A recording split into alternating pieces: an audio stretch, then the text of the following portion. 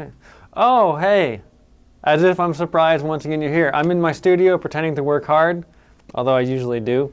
This is blog number something or other for drumworkout.com. Today, kind of working with this, something I'm recording, I wanted to talk a little bit about the whole ahead of the beat, behind of the beat fiasco.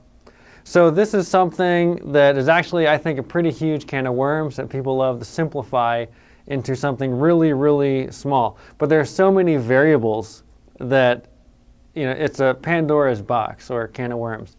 So, for example, if here's the click or the beat, we have to define what the beat is, but if here's the click and you play ahead, a tiny bit ahead of it, or dead on it, or behind it, then there you are, ahead of the beat, on the beat, behind the beat.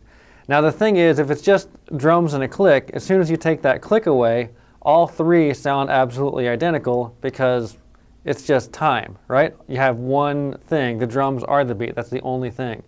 So what I think the beat generally is the melody and or some rhythm guitar. So music is comprised basically of rhythm and then harmony, all the different notes and pitches, rhythm and pitch basically. And so the beat, I think we pretty much glom on to whatever sort of melodic content we have. So the variables are where is that melodic content, and as music is put together, increasingly with separate people doing separate things, people playing all at the same time together is old school, unfortunately, because it's pretty cool. But yeah, so where is the beat and when is that beat established? Because a lot of times in multiple stages, the beat will change from this to that to that to that as music is sort of assembled with individuals adding their parts in. So there are tons and tons of variables. A quick example of that. There's a famous bass player, I won't name names, and he had a solo album. And so he hired this really, really famous grooving drummer. He's just known for just playing in the pocket. And when you listen to this, when you listen to the final product, it sounds pretty bad where the drummer's just not in the pocket or on top of the beat or whatever. So what happened was when the drummer came in and played with a click or a scratch track, he laid it down in the pocket relative to the beat, the bass line on the scratch track or whatever. But then somebody said, okay, we got this great drum track, cool, now I'll stack on all my final parts for the master. And at that point, the beat was interpreted in a different place, leaving this really groovy drummer sounding bad. So those sort of things happen a lot, unfortunately, as music is not played by people all playing at the same time, which can still be done great. Okay, another example of where is the beat and how does it affect things. When people play with a click live, sometimes it's a recipe for disaster. Okay, one thing I can't stand is when only the drummer has the click and the rest of the band does not. Because it only works if the rest of the band has incredible ears and they're able to lock in totally subserviently to the drums. But usually that doesn't happen. And so as the rest of the band pushes or pulls and the drummer is tempo police saying, no, I got my metronome, it's right here. Third person perspective out in the audience is the drummer sounds horrible. The drummer is deaf and just can't groove at all because the beat is not necessarily coming from the drummer, but the beat where you feel the music is coming more from rhythm guitar and melody. So that's one of the reasons why I pretty much insist that everybody has the click or nobody has the click. And I try to find a real PC way of doing that as not to make anybody unhappy or insecure. When music is put together, it's usually the sort of a scratch track where the instruments are playing with a click and then the drums go down first. And so with a perfect drum track, then the click and the scratch tracks goes away and you hope the musician to add on have great time and feel to lock in and leave everything sitting in the pocket just right. Now that's usually the best way to go about it, but occasionally you have to do something a little different. And here's an example of a progressive rock project I'm doing with a guy named Mark Cook. And what he's given me are not scratch tracks. It's what's going to stand on the album. So I have to play perfectly with what he does. Now, the good news is he has great ears, so he plays really tight to the click. So that means I can play really tight to the click, and 99% of the time it just jives perfectly.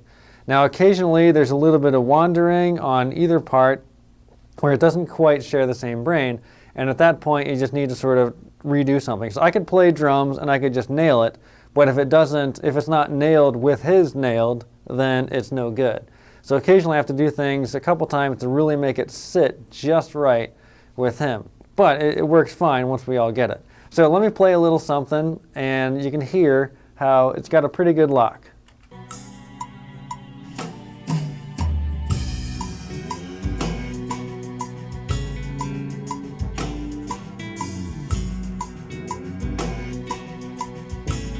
Okay, now if I turn off the click, you can hear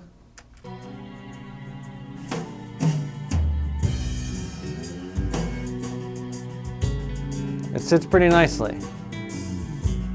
Now I can mute him and you can hear, so this is just me. And you can just put anything with this and start from there and build on it, and it's fine. So now, here's me on the click.